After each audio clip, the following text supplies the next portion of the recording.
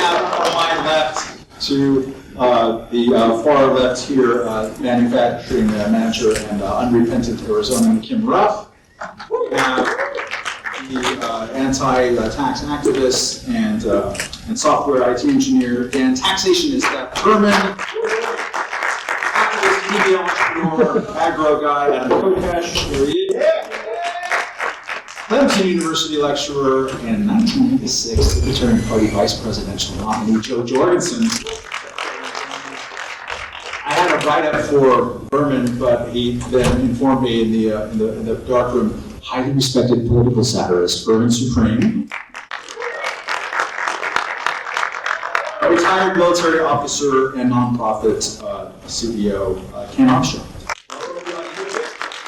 I first wondered why these people are here and not other people. It's because the South Carolina Libertarian Party established their own guidelines and criteria, which were basically you had to be constitutionally able to run, you had to file your paperwork, you had to, I think it was, raise $5,000 from individual contributors as of Labor Day, and be a sustaining member of the Libertarian Party. So, and also get here. So these 6 people did, nobody else did, and so here we go. We're going to start like this. At the top, starting from Kim Ruff on down this way, everyone's going to give a 90-second opening statements. These exciting TV monitors here, which all the candidates can see very, very easily, shows them the time of their opening statements. And after that, we'll talk more about how things shall proceed. Kim Ruff, you go.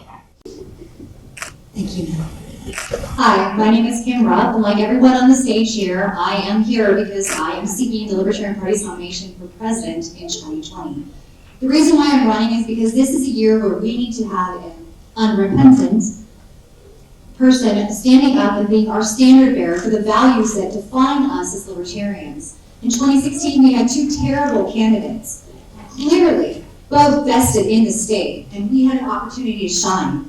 Well, we've had 4 years of Trump. We've seen what that's yields, and we realize that the federal government is not the solution. Government, in fact, is not the solution at all for what ails us, because it is indeed what ails us.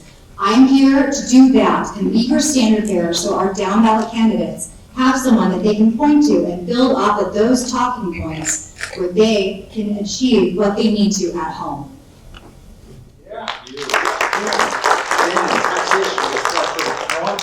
All the candidates, something that Kim Ruff just embodied. You don't have to take up all 90 seconds. Sometimes it's great when you don't. Go, Dan. Hi, my name is Dan. Taxation is Seth Berman, and I hate taxes so much I changed my middle name. There's this idea that we should trust politicians. I don't know if there's anybody here that trusts politicians, but I certainly don't. There's this idea that we should give them all of our money and just keep our fingers crossed and hope that they do the right thing with it.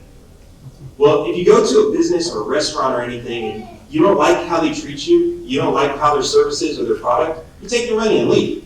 But what happens with the government when they have a gun to your face and say, if you don't pay it, we're taking you to jail? And if you resist, we might hurt you. What do you say to that government? Can you really trust those politicians? Should we be giving them that much power? Should we blindly hand them our money and trust them to do what's right? I say no. I say taxation is theft. We should decide what we do with our money. This is our society, we live in it. We don't need to trust politicians to create this society for us. We can do it ourselves.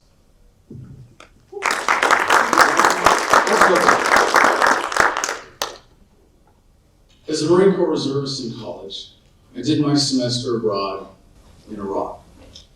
I volunteered in 2004 and was promoted to sergeant while deployed with the Civil Affairs team. During the siege of Fallujah, just west of the Euphrates, Lance Corporal Frank was shot through the armpit hole of his flak jacket. And while we carried him into a surgical tent and I told him that he was going to be okay, he died from internal bleeding. We said he died a proper warrior's death, but we knew the truth. We had just watched another poor man die in a rich man's war. I'm running for President of the United States with the Libertarian Party to dissolve the federal government in a peaceful, orderly, responsible bankruptcy, giving us 50 independent states, and up to 562 sovereign native nations. Because I'm tired of this crap. I'm tired of poor men dying to line rich men's pockets, veteran suicides, the drug war destroying lives, countless Americans dying from pharmaceuticals. I'm tired of Americans struggling to take care of our kids, working paycheck to paycheck, because our inheritance and our potential are being stolen from it. If you're as tired as I am, let's take it back.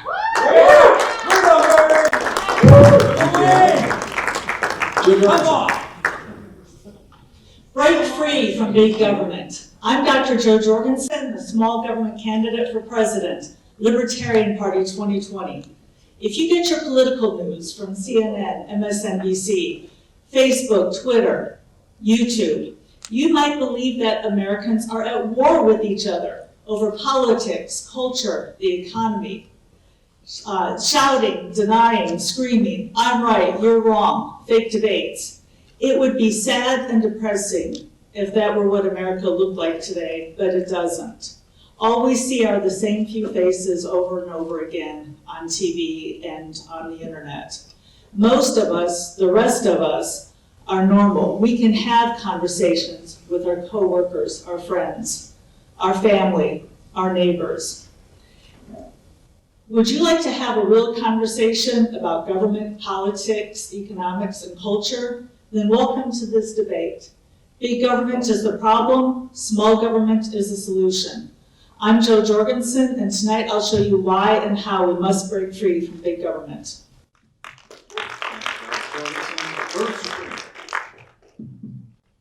My boot is a magic boot. This boot has allowed me to amplify my voice, my First Amendment freedom of speech, exponentially.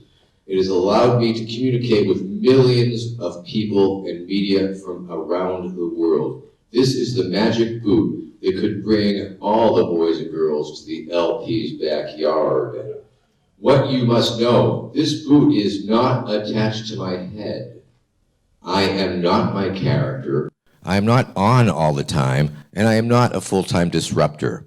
What I am is a very reasonable man with a reasonable offer on the table to offer this boot to the LP to help harness them to bring many, many young people to the yard on the virility of my meminess on the internet and beyond. Thank you. And Ken Armstrong, please.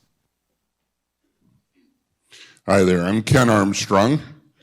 And first of all, I just want to say how amazing it is to be on stage at Francis Marion University. Think about this. This place is named for one of our nation's original freedom fighters, a great, true freedom fighter. And I like to think that Francis Marion would be proud of the 6 people standing on the stage today. I have a fire in my belly for what we're doing. You can't see it, but it's there, I promise. I'm very, very serious about this. My wife, Dawn, and I have put our entire lives on hold. Everything we own is in the back of the car. Our buddy Earl has been diligently driving us from whistle stop to whistle stop. But we have put ourselves on hold, and we have met hundreds of people in the 40 states that we've been to so far, 8 more to visit in the continental United States. But we passionately want to participate in the change that this country needs to see. All right, so let's explain how this is going to go. I will ask questions. Most of them will be the same question for all 6 candidates to ponder and discuss. They will have 60 seconds with which to answer. Again, the monitor is right there. If they happen to name somebody else or call somebody out in some way that deserves or merits a response, that person will then have 30 seconds to respond. And I will choose the order. I should say I will delegate the choosing of the order by pressing this magic button on random.org as opposed to trying to think through it myself. So this first question will go to Adam Kokesh, and it will go to everybody else, but he'll take first a crack at it. This week, there's been some large amounts of news on a topic that has been divisive to a lot of libertarian or libertarian leaners, both in terms of audience and also legislators, and that is the House of Representatives voting to launch an inquiry of impeachment against President Donald Trump. My question to you, Adam Kokesh, and everybody else is, had you been in Congress, would you have voted yes? And then also, in your judgment, from what we know so far, has the president engaged in impeachable conduct that's worth voting him out? I would absolutely vote for impeachment, not just for President Trump, but for every member of Congress, myself included. Has Donald Trump committed impeachable conduct? Different scholars will draw the line in different places, but it really doesn't matter. Has he engaged in criminal conduct? Absolutely. And that's what matters, because this is a fundamentally criminal government that is unfit to exist. Kim Ruff. No, I would not necessarily have voted in favor of it because the grounds upon which it hinges is specious. However, I do think that there's plenty of things that you could hold Trump accountable for and could indeed impeach him for, one of which is continuing the unconstitutional war in Yemen. But of course, in order to do that, you would also have to go after Obama for starting it, and that would make the whole thing unravel. Right now, it's just political theater. They're doing it because they're trying to put themselves in position to look like the better option in 2020. But we obviously know they're not. Ken Armstrong, would you have voted to impeach? And do you think there's impeachable conduct there? Well, yes, I do think there's impeachable conduct, but beyond that, I think that that the entire government is proving to us that it's time for a change. And I'll just say quite simply, we're ready to be that change right now. Dan, taxation is theft. Berman. I don't know if voting for impeachment is the right thing. I mean, I really think there should be a continuous impeachment proceeding all the time for every single president, including myself, because, I mean, really, shouldn't we be keeping a pretty close eye on these guys and what they're doing? They're doing so many things. They're continuing drone bombings. They're continuing illegal tax collection. They're continuing seizing property and territories from other places. They're engaging in criminal wars. I think absolutely we need that to continue going, but I don't think it's something we should have a voting process holding up. I think that's something that should just always be there. Berman Supreme. Yes, sure, why not?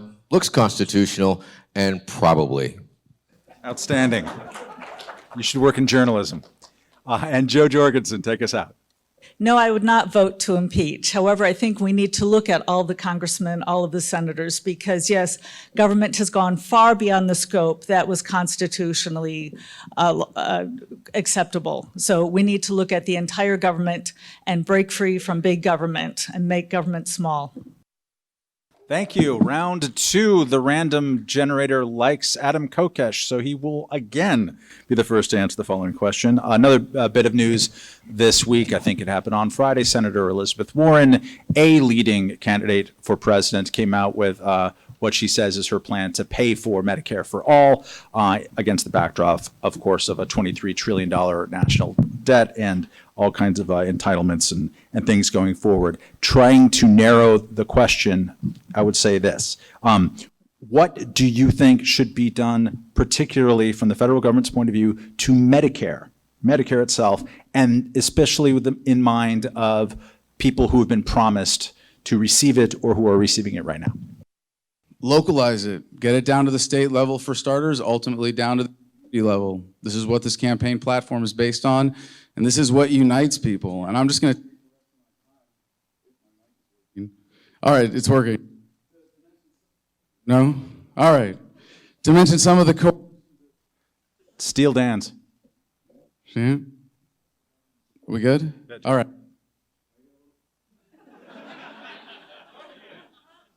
Furman. At least the clock is paused. Are we good? All right, I'll run through this really...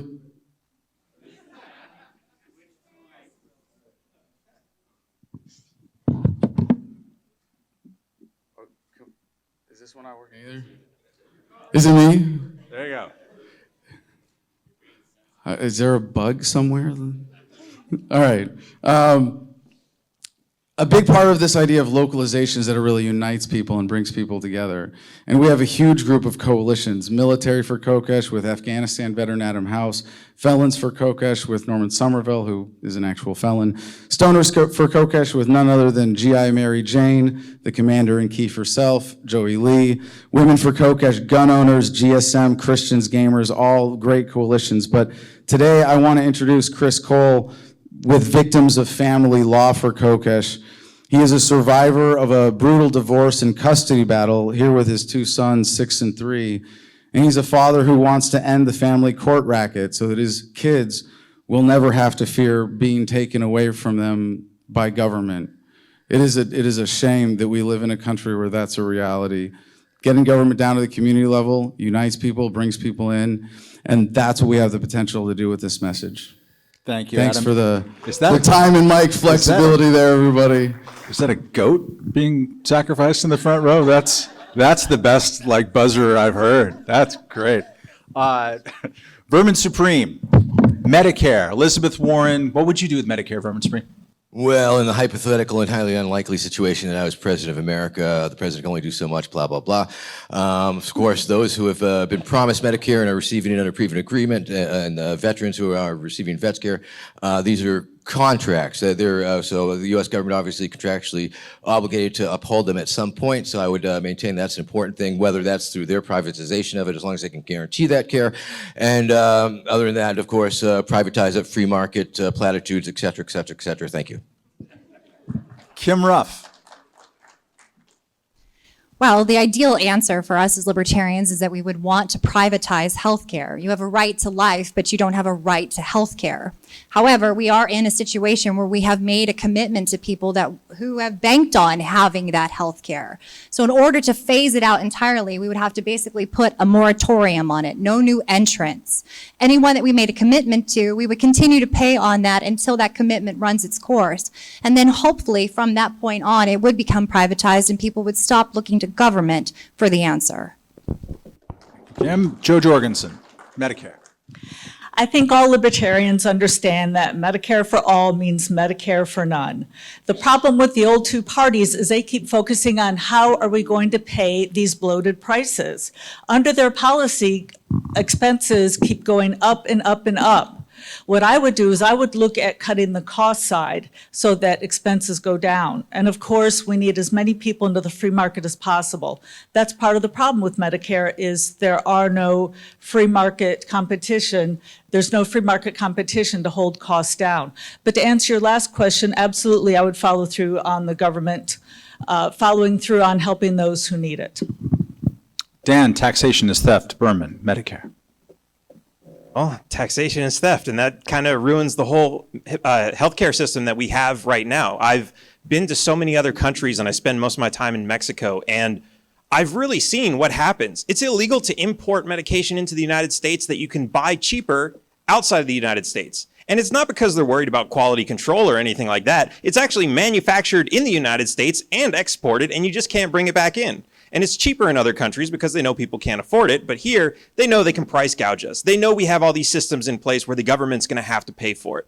Really, the Democrats, as much as it sounds like maybe they're well-intentioned to say, look, we want to make sure that everybody has health care. It's a wonderful plan. Their plan is going to continue to keep the prices high. It's going to continue to keep the 1% of the corporations making millions of dollars on their investments, on their protected monopolies. And we are just going, all they're doing is they're getting more people to pay for it. They're getting more people to share, and that 1% is still going to get it. That means the healthy people are also going to be paying, the sick people are going to be paying, and it's a ripoff. Ken Armstrong. Well, our simple libertarian answer is obviously that the government doesn't make things more affordable, and everything they run into the ground. So clearly, I'm not in favor of a Medicare for all plan. But bigger than that is the damage that is being done to our children and our grandchildren by this mountain of debt that we're accruing right now. Our debt to gross domestic product ratio right now is 103%. We owe more than we're making. And you know, if you did that in your own life, that spells bankruptcy. I think right now we've got the right guy in the White House to manage a bankruptcy. He's been pretty good at that in the past, so maybe that's what he has in mind. All right.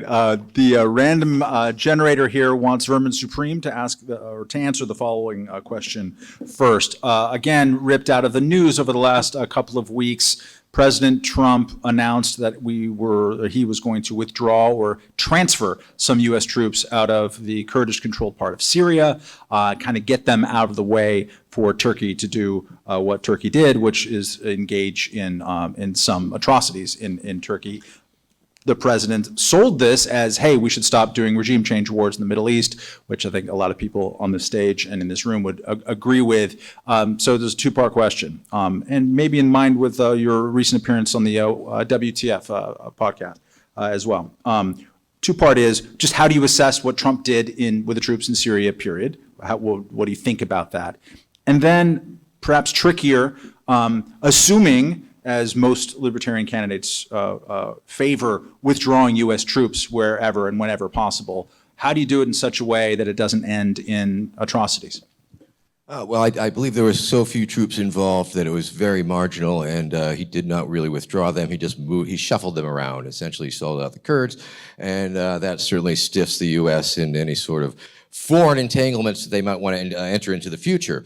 I think we can just take it back to the basic libertarian platform that we do not stand for any foreign entanglements, and that we maintain a military only as big as we need to protect ourselves from foreign invasion, and that we keep it real and keep it chill, and don't be going overseas to all these wars and endless wars, etc. So I think it's as far as Trump's little move, it's an illusion. It's a geopolitical fuck up. And what was the rest of the question? That's about it, yeah. Okay. And once again, I am working on universal pony care for all. You do get an apple a day, a sugar cube if you've been really nice. Unfortunately, if you break a leg, we have to put you down. It's the longest I've ever heard Vermin go before bringing up the pony care. Joe Jorgensen assessing what President Trump did with troops in Syria, and then also the question of how do you manage sort of U.S. imperial withdrawal in such a way to not leave populations vulnerable? Well, I certainly agree with Trump that we need to bring our troops home. If elected president, I would turn America into one giant Switzerland, armed and neutral, but enough forces to protect and defend American soil and American shores. I would refuse to send one more young person over to foreign land to vote for foreign dictators for foreign intentions. In the end, I'm looking for peace, but peace through being one giant Switzerland. Adam Kokesh, you started tonight talking about your own history. What do you think about Trump's move and how to manage withdrawal? Well, I actually think Vermin's summation of the deception there was right on. That it's just the implant interfering with the signal. I'm serious. All right, should we keep going with this one? Yeah. All right. Time. All right. There's so much deception in our foreign policy. We get it through a corrupt mainstream media. We know that it's built on lies, but even deeper than that,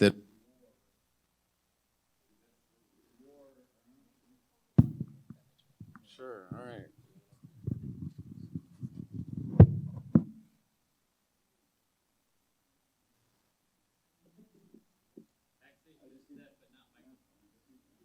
Either? What did you do? All right, I just get to stand a little closer to my friend Dan here. All right. It's obviously a very personal subject for me, so it's not hard to get to the importance of this, because we are talking about matters of life and death.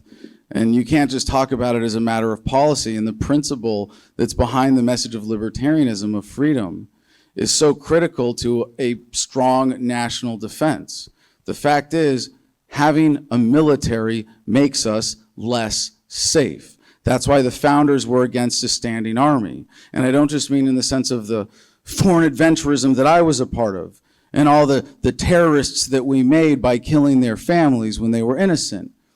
But in a more fundamental sense, there's a reason why the founders advocated for a militia-based defense, a rifle behind every blade of grass. You want to be like Switzerland? Take the defense away from the government, give it back to the people. Kim Ruff.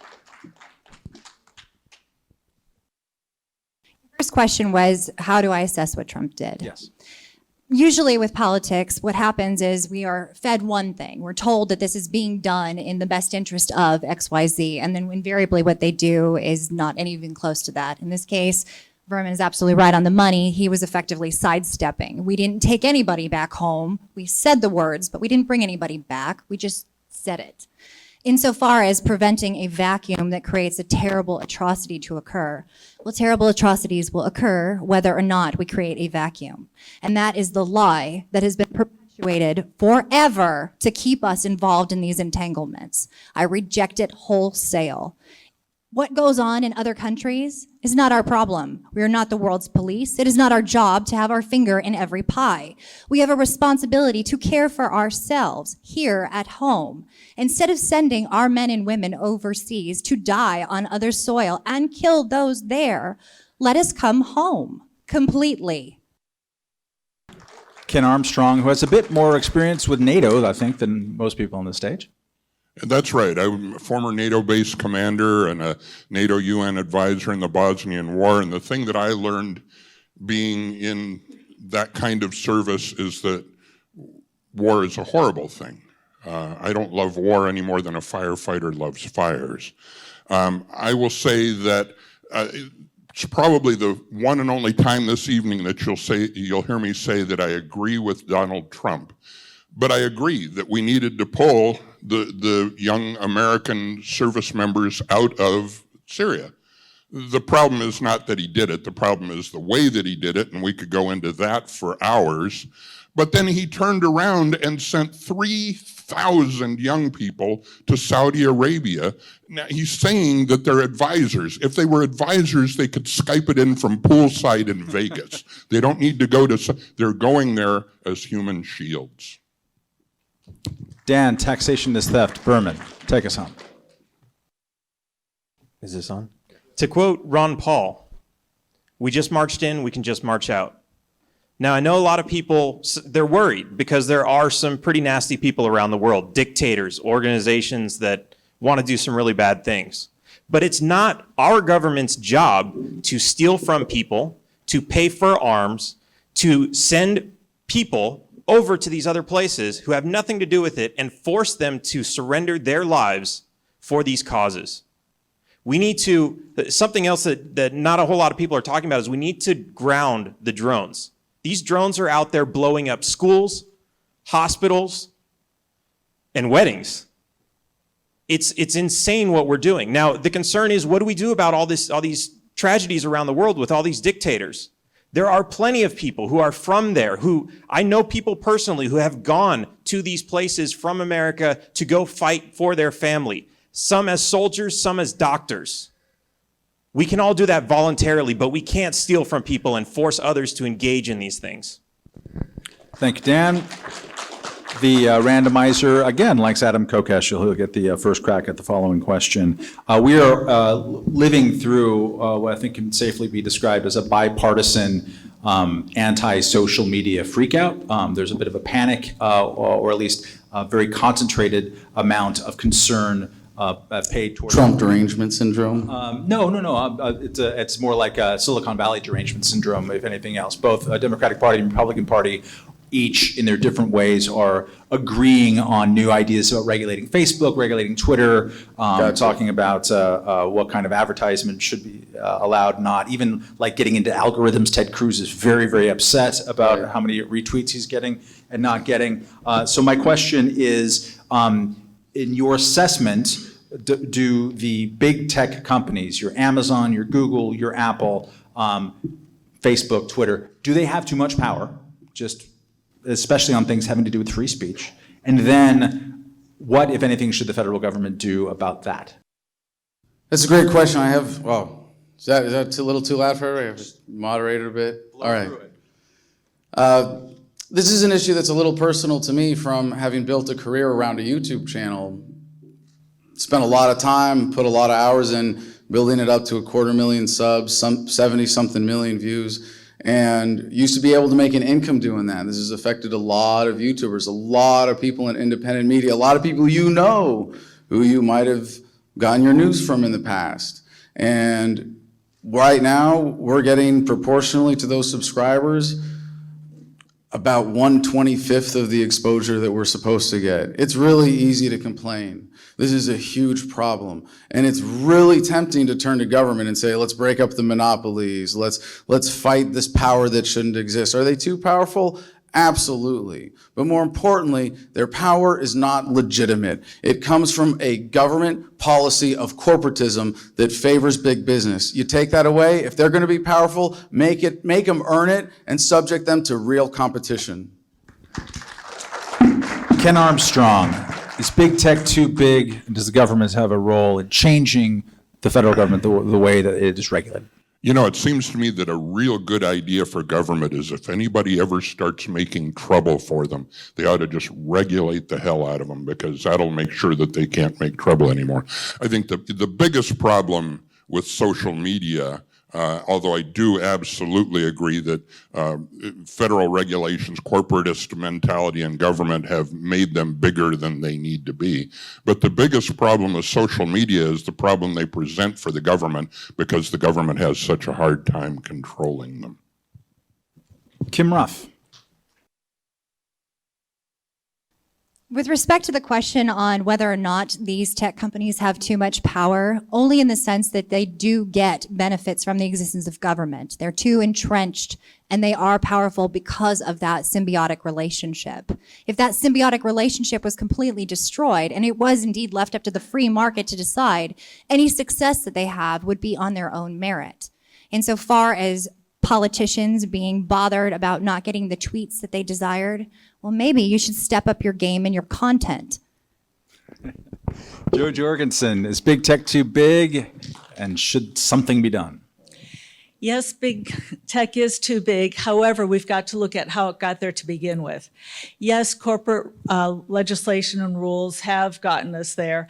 But also what a lot of people don't look at is some of the government research and some of the government practices given away free to some of these companies. And so rather than doing their own R&D, or rather than inventing their own things, taxpayers end up helping them create some of these platforms, and then they get to profit from us, not the taxpayers. Dan, taxation is theft. Berman. Yes, these businesses are too big. Yes, they have too much power. And yes, something should be done about it. We should leave. We have the freedom to leave, and there are so many other platforms out there. The problem is most people look at those platforms and say, oh, well, that's not legitimate. Why aren't they legitimate? Why don't they have that feeling of legitimacy? Why? Because where's Trump? Trump's on Twitter. Where are all the people on CNN and all the big name mainstream media? Where are they? They're all on Twitter, Facebook.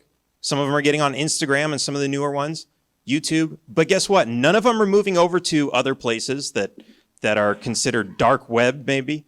But there are so many other places that we can take our business. And when we do that, we get the real message by sites that are not using algorithms to filter what we see. But the reality is, people don't want to, because they feel safe on Facebook. You could go to Reddit, that's almost mainstream, and there's a lot of information there, but a lot of people get angry when they go to Reddit. They get into fights. So they feel much safer with their friends and family back over on Facebook. This is a change that needs to come from the people, not from government. And Vermin Supreme. Agreed all around. Yes, it's very big, and yes, something should be done. As a meme, of course, I would cease to exist if it was not for the internet. So I welcome the internet. I love the internet like Brett Kavanaugh loves beer. And so I just think it's very important that we should really free up all the censorship, all the government regulations over the internet needs to be destroyed. All this ridiculous alphabet soup things that they put forth to gum up the works, if you will, need to be thrown by the wayside. And yes, free the internet, free the people, decentralize, et cetera, et cetera. Thank you. Free mark. So the randomizer wants Dan, taxation is theft. Berman, to answer the following question first. We are living through a moment when almost all of the Democratic presidential candidates are in favor of legalizing marijuana. This was not the case 4 years ago, and it certainly was never the case before that. It's becoming, it's legal now in how many states, people? 9, something like that, recreationally. Definitely the momentum is going this direction. So libertarians who've been talking about this since libertarians were a thing, from your perspective, what are the Democrats getting wrong in the way that they are going about legalizing marijuana and doing these kind of overdue criminal justice reforms?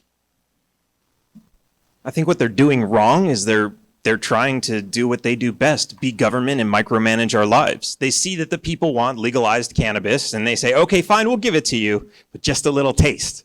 We're not going to give you the whole thing. We want to control how much you have. We want to make sure the packages are labeled. We want to make sure you can only buy it from people who are paying us enormous fees, taxes, people that we can rob. You have to buy it from them. You can't grow your own, or if you do, you're very limited in what you can do. Not a single one of them will say, you're free people, go do whatever you want. That's their problem. They don't understand or respect freedom. Kim Ruff, in what way are our new weed legalizing friends in the Democratic Party doing it wrong? They are doing it wrong in the sense that, just as Dan said, they are trying to effectively regulate it to the point of not even, it's a pittance, basically. You have the ability to have marijuana. However, you have to pay licenses if you want to be a distributor. You have to get a medical marijuana ID in Arizona, in our case, if you want to consume it. You have to pay taxes on it. So they're still very heavily entrenched in your lives. The best way for them to actually deal with it effectively is to tackle it on the federal level and completely end the war on drugs. As it stands, at least in the state of Arizona where both Adam and I live, we have medical marijuana. However, because of overarching federal legislation, if I wanted to get a medical ID card, well, then I can kiss my firearms goodbye because I won't be sold any. So that's where we really need to tack it, is at the federal level. And that's where they're failing. Joe Jorgensen, what can libertarians teach Democrats about criminal justice reform? Yes, first of all, there is still a law, a federal law outlawing it. So that's the first thing that needs to be done, is to get rid of the federal law.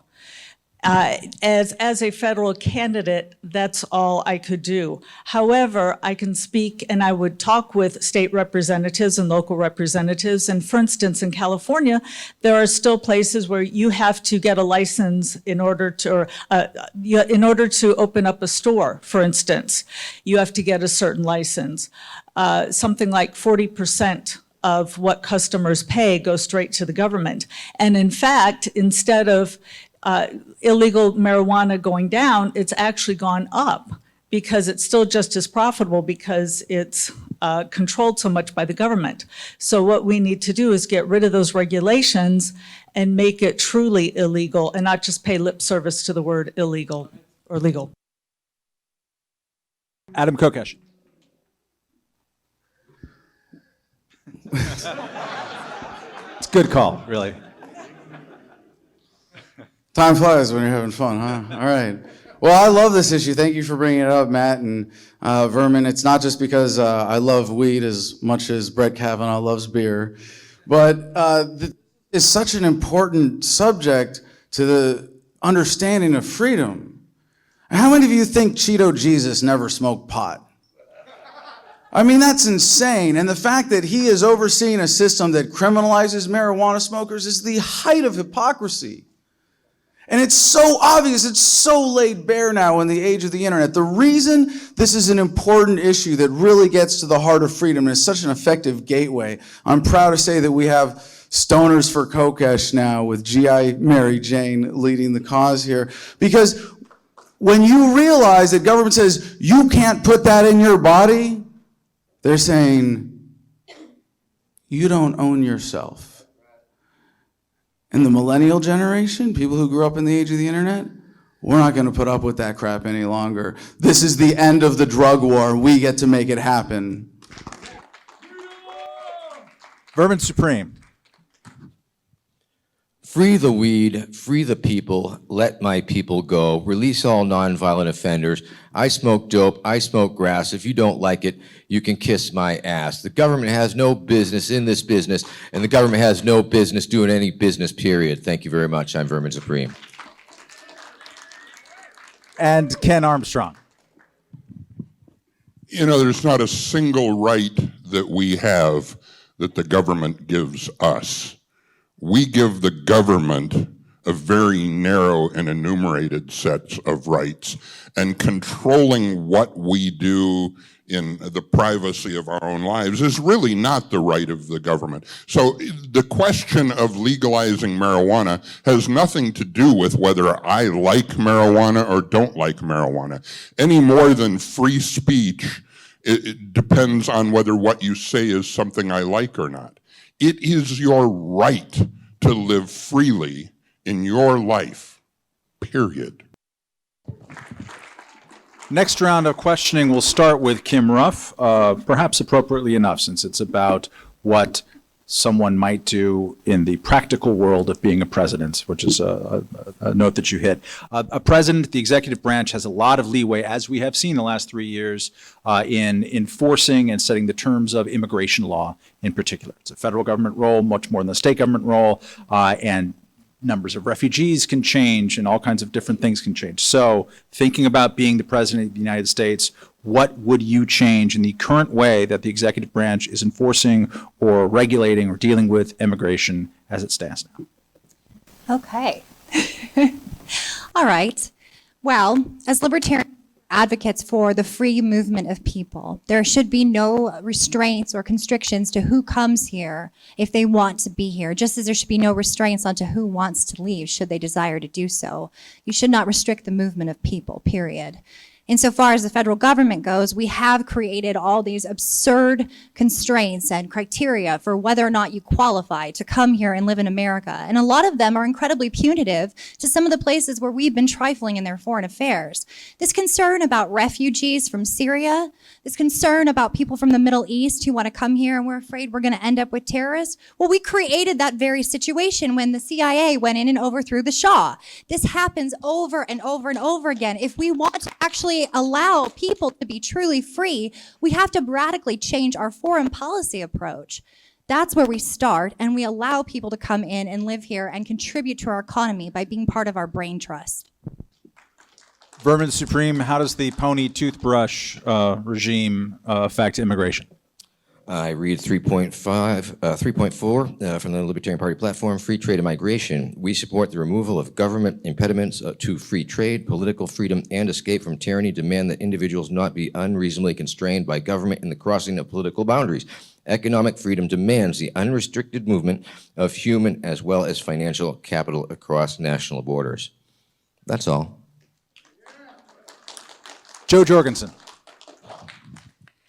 First, I'd like to say I'm the grandchild of immigrants. Yes, I believe in immigration. Yes, we need to have more productive people come into our country. Right now, it takes about 8 years, even for those who can come over. So we need to speed that up, and we need to certainly knock down some of those barriers and get as many people here as we can who can help improve our country. Ken Armstrong, what should the executive branch do? How should the president change his or her approach towards? Well, I'd like to say that we could have everything we want all at once, but sometimes you have to move the ball down the field incrementally. You don't get to make a touchdown on every play. But what I would love to do in the first increment is establish an international free trade zone certainly on our southern border, could go on our northern border as well, have it be a totally voluntary opt-in sort of thing. We're not going to confiscate any land, but the people who own the land at the borders can decide whether they want to sell it to entrepreneurs to operate in the free trade zone. We can have cultural exchange in the free trade zone. I'm going to borrow one idea from my friend Larry Sharp, who said that we should have 2 Ellis Islands on the southern border, and I really think that's a wonderful idea. Inside the free trade zone, have consular offices open 24 hours a day, because one of the biggest problems that we have is visa overstays. We need to make consular offices available. Dan, taxation is theft. Berman, as the only person up here whose campaign office is headquartered in Cancun. That's right. So one thing that I think is really important to understand with immigration is the only thing we have to fear is fear itself. The entire immigration debate is driven by fear. We're told, oh, there's rapists and murderers coming. There are plenty of those in cities like, I don't know if I should name them, but Detroit and some of the other ones that have higher crime rates than most of the cities in Mexico. But we're told we should be afraid of Mexico. Are people migrating out of Detroit into all these other cities and sending all their bad people and drugs and everything? No. Are all the drugs coming out of Colorado into the other states now that cannabis is legal? Not really, not any more than it was before. But all of this is fear-driven, and most of this is just completely irrational fear. And so we need to really understand, and when people talk about this, we need to reassure people that if we fix some of the bigger problems first, like the war on drugs, then any problems that might actually exist will actually go away. Because the war on drugs is happening on both sides of the border, and it's gonna happen until it's over. And it doesn't matter how solid that border is. We need to end the war on drugs. Thank you, Dan. And Adam Kokesh, you're the last here, and maybe you can address it from your standpoint of someone who wants to put the federal government into bankruptcy and have a lot of localization. Immigration has largely been a federal concern. How does your approach square with that?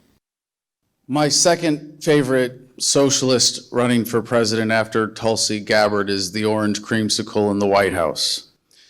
And it is maddening.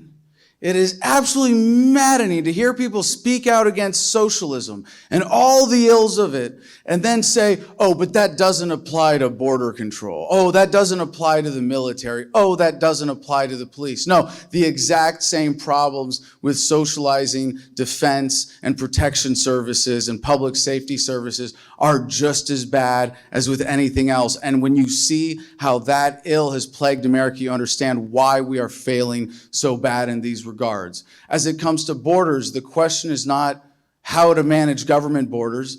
The question is, are we going to embrace the reality that the only legitimate borders are private property borders, and that government borders can't exist as enforcement points in respect for private property? You have the right to decide who you associate with, and the only way that right is going to be exercised is if we get government out of the way.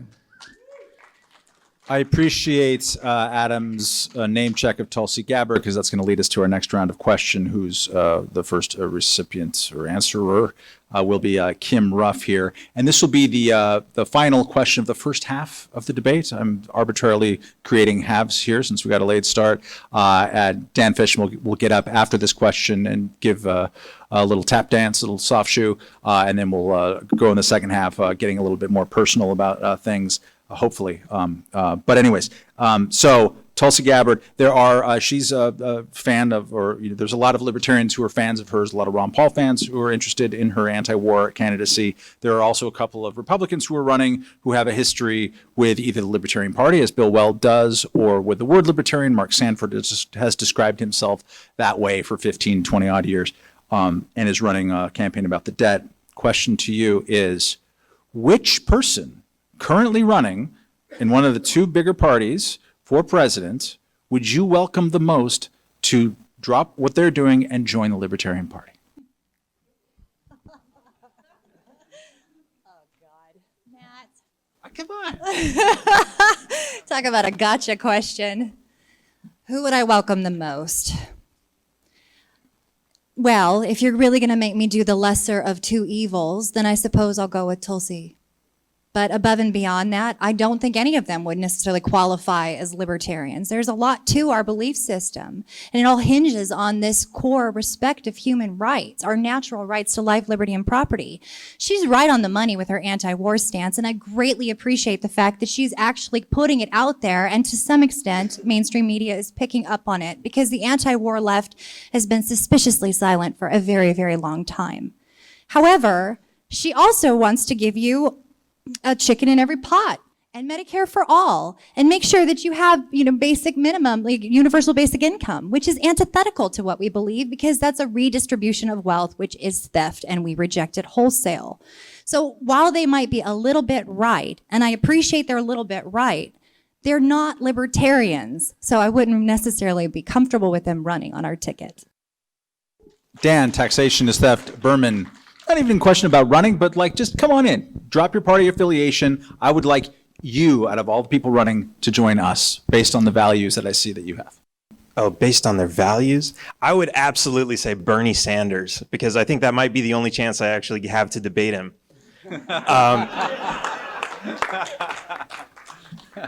Bernie's an interesting guy, and I get why a lot of people like him, because he gives the vibe that he really cares about people and he wants to help people. He points out some real problems, the big 1% and the corporations and everything. Of course, he's completely clueless as to why they're the 1%, why they have power, and how to stop them. But I think he does bring attention to those points really well. And I would absolutely love to debate him on how to solve that problem by getting government out of the way, which gives those big corporations the power that they have, so that we can actually be free and we can actually get rid of those by voluntarily taking our money elsewhere. Ken Armstrong, choose a major party libertarian. Yeah, okay. Well, I have to say first, I was twice elected to office in Honolulu County, nonpartisan office. I knew Mike Gabbard, Tulsi's dad. Didn't know him well, but I knew the guy, and I knew him by reputation as well. And the family has a great deal of integrity, even though I disagree with them on nearly everything. But I have to say, that said, just based on the integrity, the only person on either side right now that has the integrity that I believe we need to really deal with the truth in the Libertarian Party would be Tulsi. Vermin Supreme. Let's see, we already had Weld, right?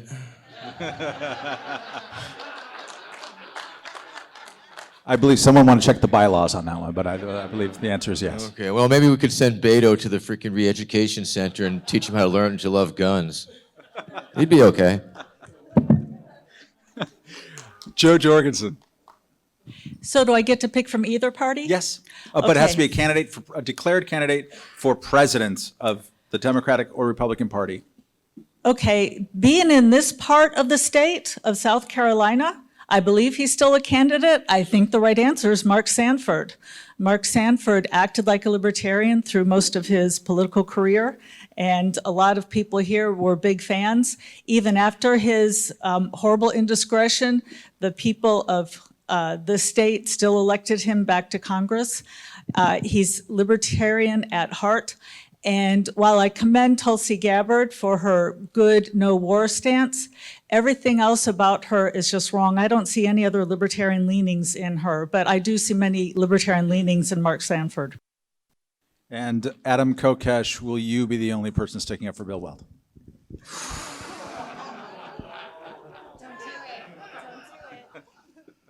I'm wasting all my time shaking my head here. Matt, you want me to tell you who my favorite current Republican or Democrat presidential candidate is right now? Yeah. No, I'm sorry, I do not have a favorite flavor of cancer.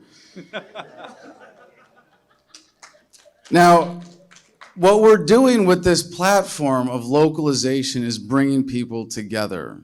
The politics of the duopoly is about divisiveness. And I was so excited this morning. It was like a second Christmas already, waking up this morning to an endorsement from former Green Party presidential candidate and six-term Congresswoman from Georgia, Cynthia McKinney. And I'm very excited that she, in that endorsement statement, is actually encouraging people to come in to the Libertarian Party to be unified around this message of localization. I'm also the only candidate in this race who has been, as in my congressional race, endorsed by Ron Paul. Unfortunately, will be the only one, since he doesn't endorse libertarians as long as Rand is in the Senate. But I think what we have proven is that this is a message that can bring people in from both parties. Thank you, Adam. Thus concludes our first half. We're going to welcome Dan Fishman from the National Libertarian Party to come up and say a few words. Candidates, if you want to go out and vape or whatever for the 90 seconds, feel free. Otherwise, stay up here, Dan.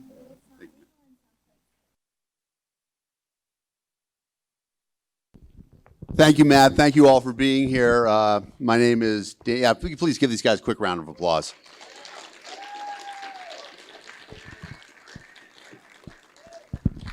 My name is Dan Fishman. I am the executive director of the Libertarian Party. And I'm going to ask you guys a very simple question. Everybody who owns your own phone, please raise your hand. Yeah, see, everybody raised their hand. And a lot of you are like, well, that's a dumb question. Everybody here who's old enough when it was illegal to own a telephone in the United States, please raise your hand. That's right. A lot of people remember those days. It used to be, in fact, until the end of the AT&T breakup, that it was illegal to own a phone. In 1913, AT&T had a monopoly on long distance. A lot of companies sold local telephone service, but AT&T was the only one who started to build long distance. And so they started connecting city to city. And eventually, when they would make a partner and buy up a local company, that local company would win because everybody wants long distance. When that happened, AT&T started to get a monopoly on all telephone service, and the government recognized it. And in 1930, they had a thing called the Kingsbury Commitment, where the government said to AT&T, we know that you're a monopoly, but what you're doing is so awesome that we're going to let you have that monopoly. We're not going to break it up, in return for which we want you to agree to these regulations. And one of them was that AT&T could not change the connection to a telephone. So whatever was the connection that worked in 1913, AT&T said, all right, we will not use our monopoly to make everybody buy a new telephone. However, in return for that, we want to agree that people can't actually own telephones. We are going to rent all the telephones in the United States. And so I grew up in an era when that was totally true. You'd look at the bottom of your phone, it would say, owned by AT&T. And in fact, AT&T would sometimes try to catch you and see if you had an extra phone in your house. And if you did, you would get fined. People remember party lines at the time. There used to be all these different connections. Eventually, one of the things that AT&T had agreed to was that they would provide the same speed access to everybody. The government said, you can't use your monopoly to have people in Peoria have a terrible connection. And so AT&T said, okay, that's fine. But they realized as data started to come online that they couldn't live up to that anymore. They were prevented from innovating because they had to provide the same speed of connection in Peoria that they did in New York City. So finally, AT&T went to the government and they said, look, this is killing us. This agreement that we had where you sort of gave us a monopoly, it's stopping us from innovating. It's stopping us from changing the field. Let us out of it. So the government ended up breaking up AT&T.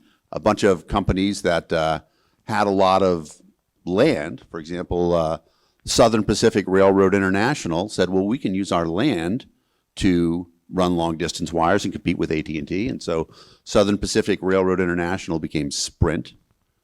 The other long distance companies that you've heard of, they came in and they started competing against AT&T. This is about 1982. Now remember that deal that they said that they had to keep phones the same from 1913? So from 1913 to 1982, phones really didn't change that much. But when the government regulation ended from 1982 to 2012, how much did phones change? Unbelievably. When government gets out of the way, innovation happens. We are lucky to have with us presidential candidates who recognize the fact that government has to get out of the way. We are running, as a party, the only people who say that government is the worst thing that can happen to people. Because government is restriction. Government is regulation. Government is a fiction by which everybody agrees to live at the behest of everybody else. When we talk about what our candidates are standing for right now, we talk about what the Libertarian Party represents. We're talking about candidates who are saying stuff that nobody else is saying. The candidates are getting ready to come back, and so I want to ask you to help these candidates. One of the things that we've done, one of the important statistics, is that only 3 parties have ever had 50 state ballot access in 2 consecutive elections. The Republicans, the Democrats, and the Libertarians.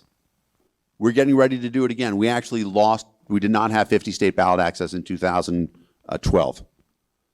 We got it again in 2016, and we want to have it again in 2020. We are in better shape than any third party has ever been, but we need you to help us. So please, on those phones that we were talking about, lp.org/ballot access. It's very easy for you to help us. I live in a state in Maryland where it's probably going to cost us about $85,000 for ballot access. So anything you can do to help these candidates be on the stage, on the ballot in all 50 states, would be greatly appreciated. One last thing, look up all of these candidates afterwards. They need your support. Every one of these candidates had to pay for themselves to travel here. Joe didn't come that far, but she's going to have to go other places after this.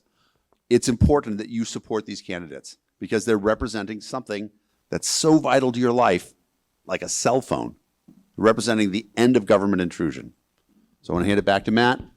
Thank you guys very much. lp.org/ballot access. Thank you, Dan. I also want to shout out to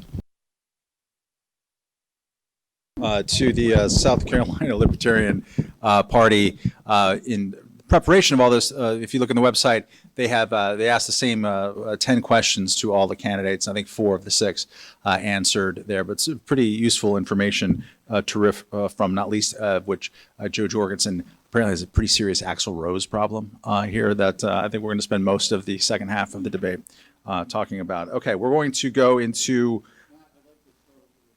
Yes, please. Nope, you can't. That's so. There we go. Yes. Yeah, I have a rebuttal for you, Matt, Yes, actually. please. You shouldn't be asking a bunch of libertarians who our favorite Democrats and Republicans are. You should be asking Republicans and Democrats who their favorite libertarians are. And we really need to turn that mentality around. And I will say, for all the great candidates on this stage, echoing what Dan Fishman said, you see how the old parties get behind their candidates now? We need to build that culture. That's why I've been running for almost 2 years now, so that we could build the organization, build the momentum, and have things in place. Let's step up our game and flip the script on them. Adam, if I didn't ask that question, I wouldn't give you a golden opportunity to rebuke the moderator and look better in the eyes of the audience. So allow the set of the volleyball on occasion. Okay, so we're going to talk more on personal things in this second half here. First of all, everyone, their Axl Rose story. But beyond that, actually, I need to hit the randomizer here. Sorry. Again. And Ken Armstrong is going to go first, which is cool. I want to hear from each of you an honest answer to the best of your ability. What single bit of the Libertarian Party platform do you either disagree with the most, or just sort of makes you most uncomfortable as you agree with it? Ken Armstrong. Oh, and I have to be honest this time? I didn't know he was going to throw that one in on us. It's the second half. It's the whiskey part. Okay. I'm actually very comfortable with the platform. The difficulty comes in selling it to people who don't understand what we're about. And that takes a little bit of one-on-one, a little bit of honest conversation. When we talk about things like decriminalizing sex trades, it's not because we want to dehumanize women, it's because the government has never done a good job of controlling things like that. So while I'm very, very comfortable with the platform, sometimes we need to do some very personal one-on-one to sell it. Vermin Supreme, is there any part of the Libertarian Party platform that you don't agree with or makes you feel uncomfortable? Not that I will admit to. Thank you. Excellent answer. Adam Kokesh, except the part about debate moderators, do you agree with everything in the Libertarian Party platform? I love the party platform, especially the statement of principles, and I love seeing our secretary, Karen Ann Harlow, going out as the big history buff in the Libertarian Party, preserving documents and getting that out there and understanding why we are so committed and what makes us the party of principle, going back to the first national convention when we came up with this idea of having something that is so built in, protected by the 7/8 rule within the Libertarian Party platform with the statement of principles. It is, we, the members of the Libertarian Party, challenge the cult of the omnipotent state and defend the rights of the individual. I've heard it read at state party gatherings like it's straight out of the Bible. It is beautiful. Now, there's one thing that I think is a critical shift in how we present it. I will say there's one thing I'd like to add, and that's localization. I know it's covered in different ways, but that we get government down to the voluntary community level with the everybody gets what they want strategy. We can communicate this message that much more powerfully and reach that many more people. Good. Dan, taxation is theft. Berman, any part of the platform you're uncomfortable with? I'd really like to see taxation and theft sprinkled around a few more times. I think it's chapter 4, section 17, where there's a missing Oxford comma. I really think the platform is really great. I think most of it's designed around the basic idea of the non-aggression principle of self-ownership and self-responsibility, and the idea that we don't need government to micromanage our lives. There's no way they can. There's no way that a few hundred or a few thousand or however many politicians we have at whatever level of government, there's no way that they know us individually well enough to know what's right for us. And I think that's pretty well laid out in every single platform that's in there. Kim Ruff, platform. Yeah, it's funny. I don't disagree with any aspect of the platform. In fact, the platform is precisely why I changed my voter registration in 2005 to become a libertarian, because it was such a beautiful articulation of our values and beliefs, starting with, of course, the statement of principles. So with that in mind, what I'd like to talk about instead is some of the interesting questions I get asked running as a presidential candidate, which speaks more to how little people seem to understand what the actual role and function of the president is. I get asked about all sorts of things that are oftentimes I have to say, well, that's a state powers or thing. That's not something that the president has any impact on. Or, what are you going to do about this issue? And, well, that's the legislature. I'm not running for the legislature. I'm running only for president, which is the executive branch. It's the enforcement arm of the state. I don't make laws. I can act as a functional bully pulpit, but above and beyond that, I have a very limited purview, as we should all have. So that's probably what I would disagree with, is just how some of those ideas actually translate into that role. And Joe Jorgensen. Yes, I agree with the platform, and I've actually never registered or voted Democrat or Republican in the 40 years that I've been voting. In fact, when I moved to a state that I knew I was going to be there temporarily, I actually went through the trouble to get my voter registration card just so I could vote for Ron Paul, even though I was going to be leaving in a few months. So yes, I love the platform. That's why I'm part of the party. The only one that I would question is Harry Brown and Ron Paul did disagree with the abortion issue. And while they did a very good job of supporting the platform, I wonder if maybe it would keep some people out as far as who would say, yes, that's part of the right to life. And I'm not saying that the platform should become pro-life, but perhaps not have it there just so that it doesn't keep some people from even considering us, because we need to grow the party, and we need to grow the party with people who want life, liberty, and property. Thank you, Joe. So this next question is, which will be answered first appropriately, perhaps, by Vermin Supreme, is probably the single most common question brought to me on Twitter when I asked solicited questions, and this is both of libertarians and non-libertarians alike. And the question is prefaced by the Libertarian Party has a problem, in the view of a lot of these people asking these questions, with not being taken seriously. James Weeks, the striptease in 2016, which is one of three things apparently a lot of people only remember from the 2016 campaign. And here is Vermin Supreme showing up wearing a boot. That doesn't feel very serious. That's actually detracting from the party's seriousness of message. Or maybe it's Dan, taxation is theft. Vermin changing his name to taxation is theft and wearing a big yellow floppy hat, or whatever, fill in the blank. As someone who does put on the boot and talk about ponies, how do you respond to that question that I get asked all the damn time? Thank you very much. That is one of the main concerns that I feel that I'm often confronted with. People ask me, they wonder, can a serious political party put up a perceived joke candidate and not be considered a joke party? I say yes. I believe it is absolutely in the framing. I believe the Libertarian Party could very easily put out a flat-out statement to put themselves ahead of the joke, simply saying, yes, we are the Libertarian Party. We are a party of ideals. We are a party of action. We are a party of things. And however, and then the pivot, the electoral system in America, the duopoly, the presidential elections have risen to the level of a joke. And here's Vermin Supreme with love and spite. Enjoy. And I believe that the Libertarian Party could get ahead of that, and if they were in on the joke and they made it very clear that they are putting up Vermin Supreme as a joke, as a critique, and then let nature do its rest. Joe Jorgensen, does the Libertarian Party have a perceived seriousness issue, and do boots on heads and jokes help or hurt? Well, I'm not sure why you're asking me. I've never worn a boot on my head. No, but you're a member of the Libertarian Party, and this is a common, it's never too late to start. Never. Good point. Good point. And while I did legally change my name, it was not that. Actually, I do have a concern overall about how people treat us. However, I don't. Yes, I guess in a way I do. Here's the thing. We're all going to have to get together at the convention, and somebody's going to be the nominee, and we need to all support each other. So I'm not going to sit here and say somebody shouldn't wear a boot on his head.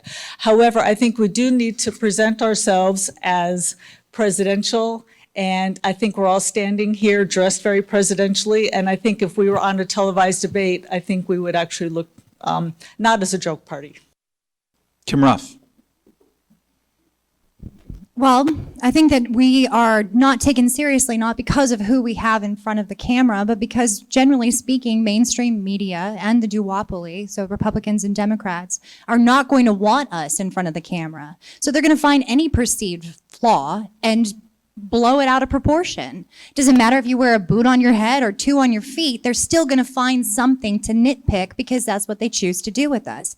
However, if we are unified in our messaging, because it is all sales, if we're unified in our messaging, we are clear about what it is to be a libertarian, then we can get this information out there. Some people are going to respond positively to Vermin's show, and they do. People respond positively to Adam. They may not necessarily be the people who like how I say it or how I present it, but they're still libertarians and they're still listening. Every foot in the door, every tactic is invaluable in this fight, as long as we are consistent in our message and we are on point about what it means to be a libertarian. Dan, taxation is theft. Berman. Can anyone in this room name more than 2 Republican candidates who are running, or more than, let's just say, 20 Democrat candidates that are running? There are over 700 candidates, and that was an article that was put out months ago, who knows how many now, that are running for the presidency. Many of them are Democrats and Republicans, and many of them have much bigger issues than what they wear on their head. The reason you don't hear from them is because the media controls what we see. And look what won. Look what's in the White House right now. That started out as a joke. Everyone thought that was a joke. Nobody thought he was going to win. Everybody laughed at him. He's crazy. And what happened? Now, I'll give you, he's a little bit different. He bankrolled himself. He's a billionaire. He's made lots of money ripping people off. We don't have that. Okay. But is a hat really going to make that much of a difference when we have such a big issue with the media controlling what we see? Shouldn't we focus our attention there and ask why? They're not giving attention to any of the other candidates, whether they're libertarians, green, or independent. Why? Ken Armstrong. Well, I think our problem is not so much whether we're theatrical or not theatrical. We've got 6, I think, just fabulous people on the stage today, and I think we all make each other better. I think there is a perception issue that's created by the media, and I think it's a real thing. And I agree with what Vermin says, that we need to explain ourselves a little bit better and help the public to understand what's going on. But I do think that we need to identify what our brand is and stick to the brand. And that doesn't mean that we all have to wear a dark blue suit and a gold tie. And it certainly doesn't mean that we all have to look like Shrek or sound like Darth Vader or any of those things. But it does mean that when we're out there before the public, that we're representing the libertarian brand and not ourselves. The after party is going to be competing Axl Rose and Darth Vader impersonations, apparently. Adam Kokesh, take us home on this question. Does the Libertarian Party have an image issue? Do you watch too much mainstream media? No, I actually almost watch none of it. I just participate in it. There's a difference. Whoever is the Libertarian Party nominee in 2020 is going to be running against the world's greatest troll doll. hair included. You think we have an image problem? No. Let's put this in perspective. First they ignore you, then they laugh at you, then they fight you, and then that's where we are as a party right now. Let's embrace that, be libertarian, stand up for who we are, be the best libertarians we can be, because this is a message that reaches to the heart of every single American. That's the image we should have as the best libertarians that we can be. Thank you, Adam. Stay standing, Adam Kokesh, because you are first in the next round, which is each question is going to be personalized to the person answering it, and so it's not going to be generalized. So, question to you, Adam Kokesh. Controversially, at least among the 13 people, you recently went to participated in some way in a straight pride event or parade. Can you explain why you did that? And also, is that the type of thing that you plan on doing in your campaign and as the nominee? Well, Matt, I think in order to present this honestly, you have to say that I went to the straight pride march and to the protest against the straight pride march and spoke at both, and originally went to the straight pride march in order to punk it, basically, and had a lot of fun doing so, because frankly, the culture war is divisive bullshit. It is really sick and sad. You're gonna fight over culture because other people want to live differently. This is the problem with government under a centralized coercive authority. Liberals and conservatives have to meet on the street and see each other as enemies because they have to fight over who's going to get their will forced on the other through this one-size-fits-nobody but the profiteer solution. And that's what drives divisiveness. That's what creates polarization. And it was a little bit of a tough situation there, Matt, to say, I'm going to piss off both audiences I'm speaking today and say you're all wrong for participating in this, and America's united in saying this nonsense needs to stop. We should unite around freedom. Kim Ruff, in your South Carolina LP interview page, I think you were asked something along the lines of what are the biggest challenges facing the country? And you had a very interesting answer, which is, I don't think the government really is facing significant challenges right now. That's interesting. Can you explain that a little bit? Because that's not the thing that a lot of people would perceive. Would you mind reading me what I wrote again? I write a lot of things. Give me one moment here.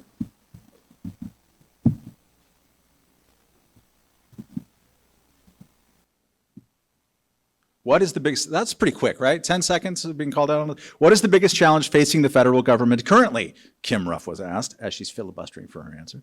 I would argue that the federal government isn't currently facing any significant challenges, which has led us to the very situation we're in and fighting against blah, blah, blah, blah, blah. Okay. All right. So what I was driving at when I wrote that answer, which is a lot longer than what Matt did, was basically saying that we aren't challenging our federal government enough. That is what's going on. We are in a situation where we are basically on cruise control as an electorate. And you notice, like statistically speaking, even though your city council has way more bearing on your day-to-day functions, more people participate in presidential elections. But even so, in 2016, 46% of the eligible voting population chose to sit on the sidelines and instead permit government to do what thou wilt. And that's the problem, is that we aren't rising up. We aren't paying attention anymore. And a lot of that has to do with the fact that most of us are so taxed, so burdened financially because of the fact that we have to support this Leviathan, that we are too tired to pay attention to what's going on. We're not active, we're not involved, we don't pay attention, and we don't push back.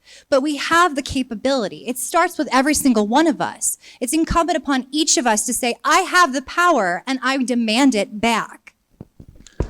Dan, taxation is theft. Berman, it's right there in your middle name. But do you mean it for corporate taxes, bro? All right. So I know this is going back to a Twitter post where I said that a corporate tax is slightly more legitimate than a tax on the individual. And the reason I say that is because a corporation is a business. and it's free to do business however it wants. It started with just a bunch of people, maybe a bunch of people in a garage saying, hey, we're going to create a business, we're going to do something, we're going to trade a product and a service for money. But they went to the government and they said, oh, government, wonderful government, please give us protection. Give us protection against other companies that are going to compete with us. Create licensing laws. Protect us from liability. So if somebody sues us, we don't have to pay. We already took our money out. They can just take the company, but they can't touch us. They've created these corporations as a special protection from government. And it's really more like you're buying something. So yeah, let them pay.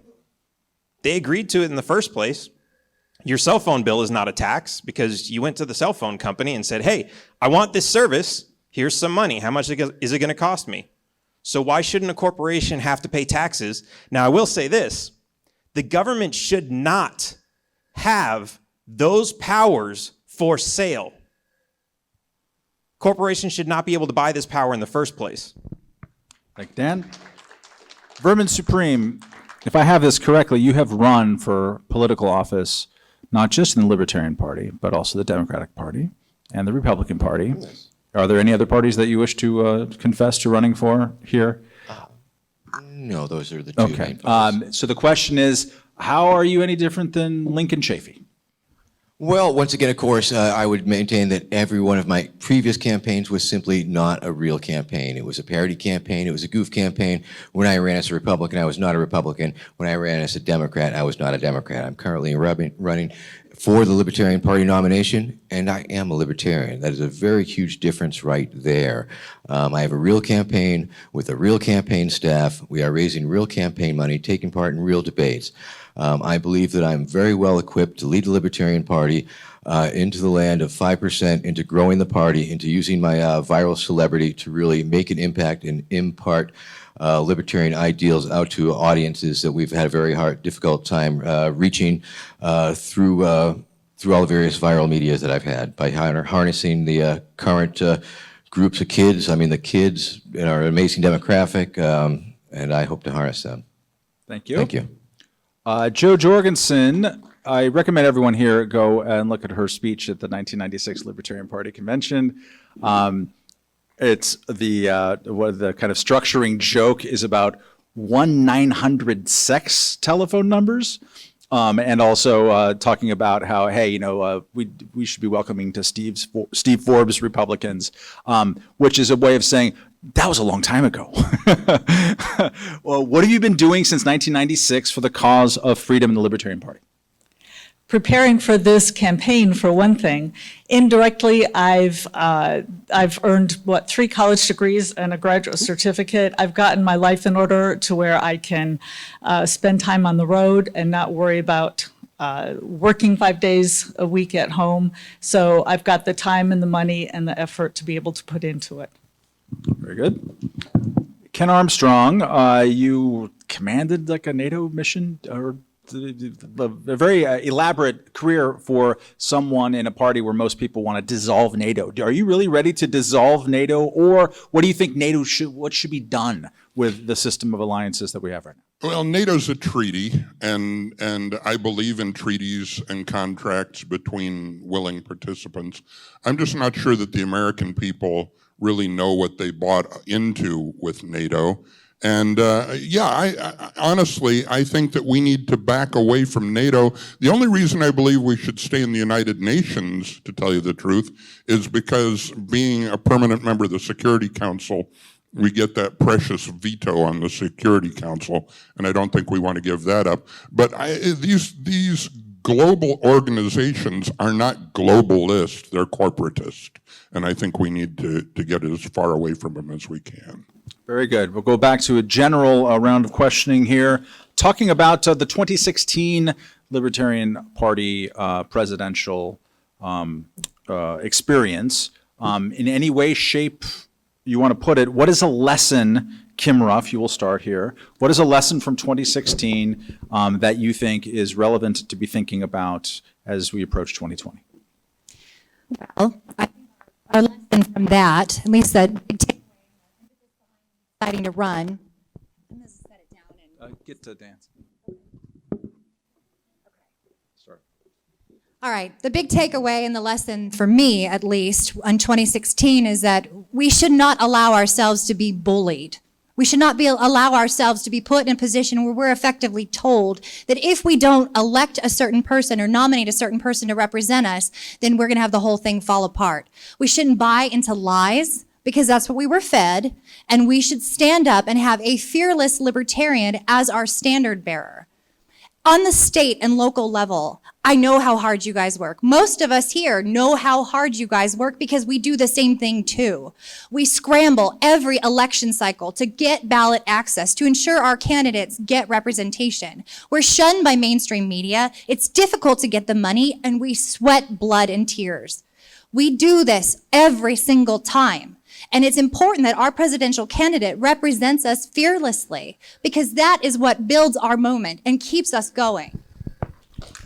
Adam Kokesh, lesson from 2016.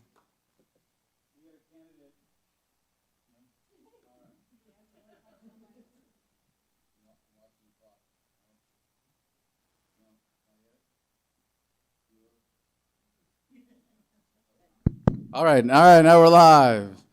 Start the clock. All right, so in 2016, we nominated someone who was running in 2012. We gave him the mantle of being the Libertarian Party nominee for president. And he could have spent the time in between using that to build the party. And instead, he went and rode bicycles and climbed mountains. Good for him. The biggest lesson I see there is that if we're going to nominate someone, we got to recognize that what we're giving them is incredibly valuable. And it has to be someone who we can trust with that, who's going to use it to maximum impact, whose commitment to the cause is unquestionable, who's been in it for the long haul, who has the endurance, who has the commitment to the cause to take advantage of that. And the other thing in 2016 in that race is that we need a different message. We need a fundamental shift from playing their game, making this about politics. It's not. Freedom is about love and ethics and unity and basic moral principles that unite us as a human family. When we put that forward, that's how we're going to win, not by playing their game. Ken Armstrong, lessons from the 2016 Libertarian Party race. Well, I'm going to jump back to the 1860 race. You all remember that. You were there, right? The Republican Party was 6 years old at the time, and they nominated a guy who'd held office in Congress one term and lost his reelection and been out of office for a decade, Abraham Lincoln. And so they didn't pick a guy with a great reputation, great name recognition, or any of that sort of thing. But when they nominated him, they got behind him. They put energy behind him, and he swept them into power. And the biggest problem that we have is that we're a house of cats, all wanting to go do our own thing. We need to get behind whoever this party nominates for the 2020 election. Joe Jorgensen, lessons from 2016.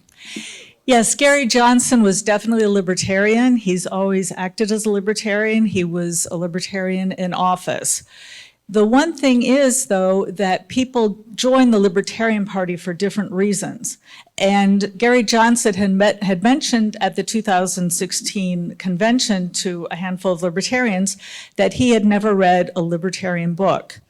And the problem with that is one person might come to the Libertarian Party for a different reason than somebody else. So it's not good enough to know why you came to the party or what works for you. In fact, when I ran for Congress in 1992 and I gave people my reasons why I joined the party, I was shocked that they didn't agree with me. So over the past few months, I've reread Losing Ground by Charles Murray, Free to Choose by Milton Friedman, Capitalism and Freedom by Milton Friedman, Why Government Doesn't Work by Harry Brown, Secrets of Libertarian Persuasion by Michael Cloud, and Libertarianism in One Lesson by David Berglund, so that I can learn all the reasons to persuade everybody to join, regardless of the reason they want to join and want liberty and freedom. Vermin Supreme, lessons from 2016.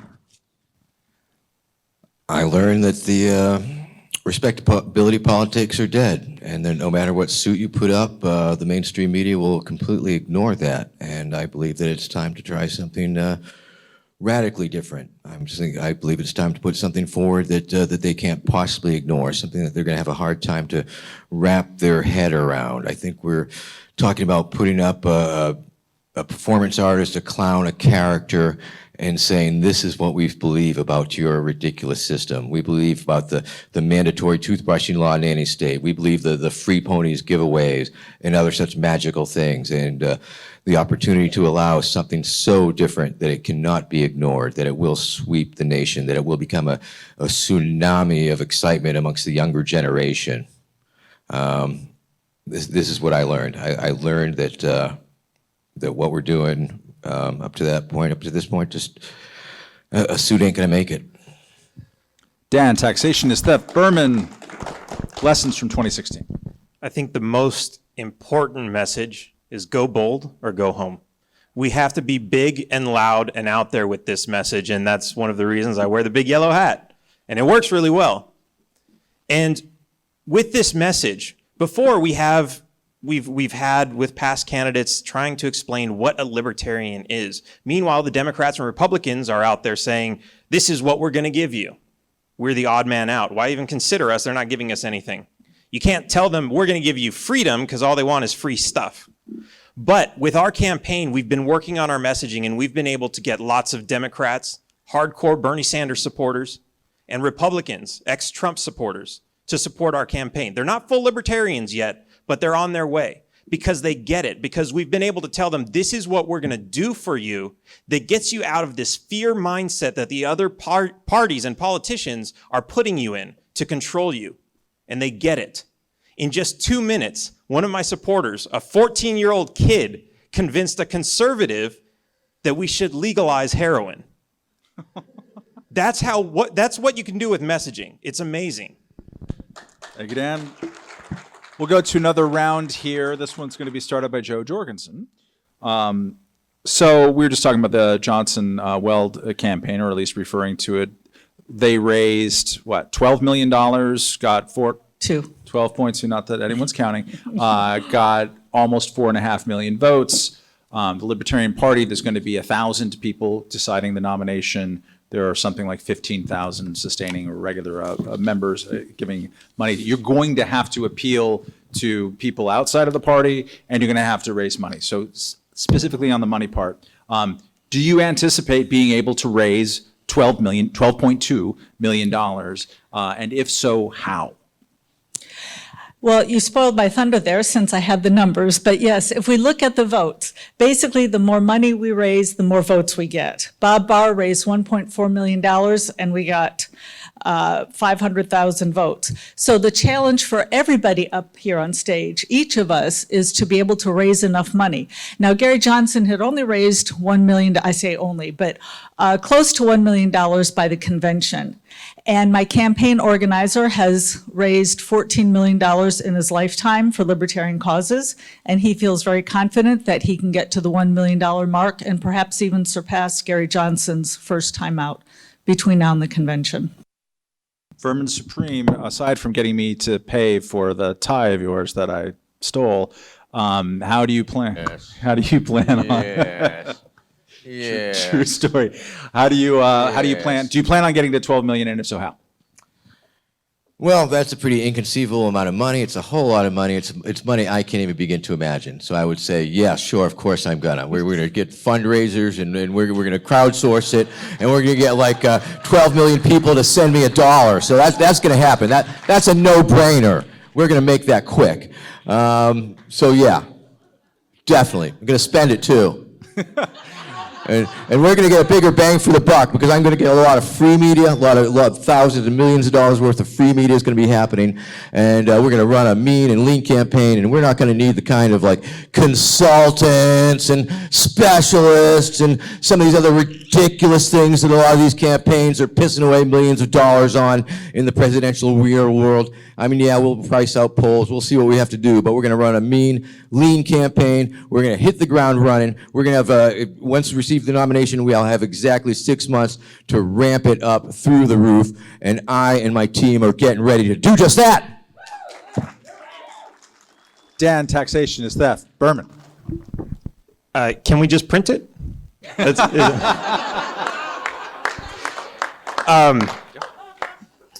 So there's a lot of interesting story around this, and we have to look at a lot. We have to look at what was the environment in 2016. We had plenty of libertarians who were in the party who were convinced that we were going to win just because we had the one candidate that everybody didn't hate. And this is a huge motivating factor, but it's only going to get us so far. And I think one thing that we need to do is we need to show that our message actually works and how people are responding to it and how it's actually changing things. And that is going to get that's what's going to get people to open up and give us more money and see what's happening. And we can do a lot more with volunteers than we can with money because we already know how the mainstream media is going to treat us. Present company excluded. Is that my mainstream? It's unclear. So yeah, I think it is realistic to raise that amount of money, but we need to do things a little bit differently, and we need to try new things that haven't been done before. Adam Kokesh, as the leader preliminarily in the fundraising race on this stage, can you get to 12 million? We'll raise money for mics. Streaming. We get here? All right. I think using the benchmark from last year should be seen as a launch pad, not a target. We should be seeking to get way above and beyond that. And with our campaign, it's almost sad to say we've raised just over $200,000. I've put about 140 of that in myself and about 60 from individual donors. And until recently, that was 10 times the rest of the libertarian field. And that doesn't make any of us competitive with the mainstream. I close deals. I make sales. We need to make this happen. So I'm going to ask everybody here, because I'm not afraid to ask for help. We need money. Give to one of these campaigns at the end of this debate. Decide who you want to support. Give to at least one of us. And if you can't, help us. Sign up as a volunteer. Be a part of this.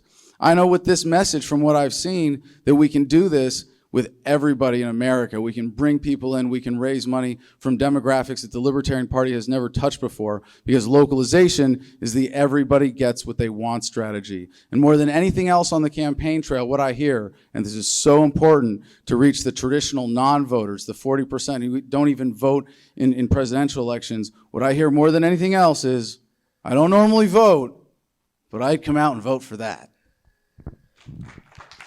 Ken Armstrong. Yeah, absolutely. I've spent the last 6 months out on the road finding out a lot of things about the American people. And one of the things that Dawn and I have discovered is how tired they are of this horrible game of dog eat dog that's going on. I think we need to articulate ourselves well. But I do believe that the money follows the message, not the other way around. And I think if we can get really smart in how we propagate that message out to the public, we do need to use fundraising professionals. We do need to have the kind of events that raise money. But we need to get very, very smart on how we get that message out as a party when we have a nominee to carry the banner. Thank you. And Kim Ruff, $12.2 million. Can you get there? How you get it? Well, I'm actually very much the same line as Vermin with respect to that. I mean, first of all, I can't accurately predict what I'm going to get, and I'm not going to say I'm going to get 12 point whatever million dollars. But if you do have one person, 12 million people give you $1, that ultimately adds up. Mostly what I want to focus on here is what we've done thus far on a shoestring budget and how much we can achieve.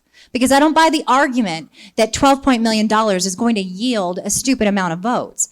Because you forget all the other factors that went into 2016 or 2012 or any other year. Money is part of it, but it's not the sum total of its parts. It also comes down to candidates and the infrastructure that they've built.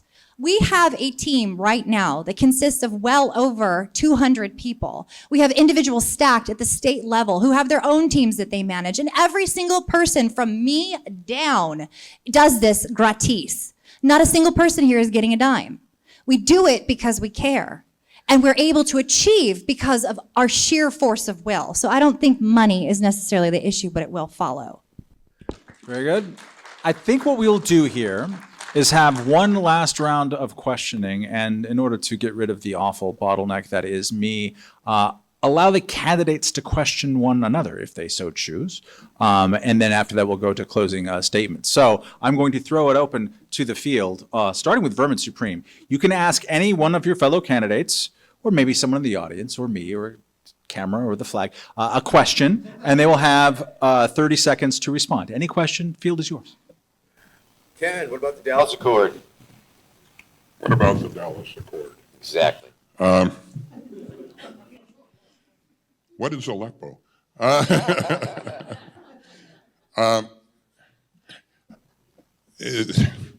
You got me. Joe, what about the Dallas Accord? You only got one. Sorry, sorry. that's it. Next questioner, Ken, you have a question. You can get it back at Vermin if you want. No, I'm not going to hit back.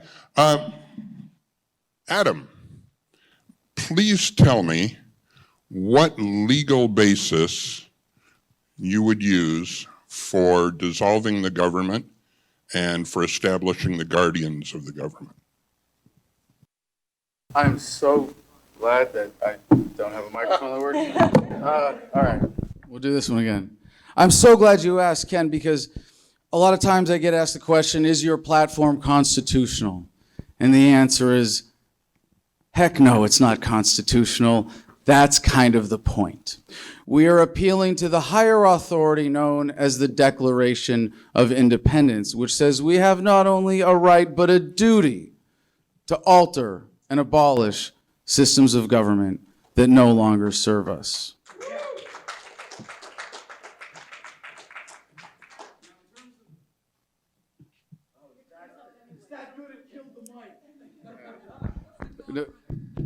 He can take a bit more time. It's All right. central to his thing. Go ahead, Okay. but hurry.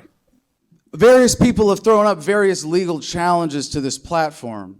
But the reason we're doing it this way, turning the presidential election into a referendum on whether or not the federal government should exist, should be allowed to continue to exist, is that when the American people decisively say, we're going to put our foot down, we're not going to put up with this crap anymore, nobody in a suit in Washington, D is going to stand in our way. And if you say that I can't do this, what you're really saying is that the American people can't do this, and I disagree.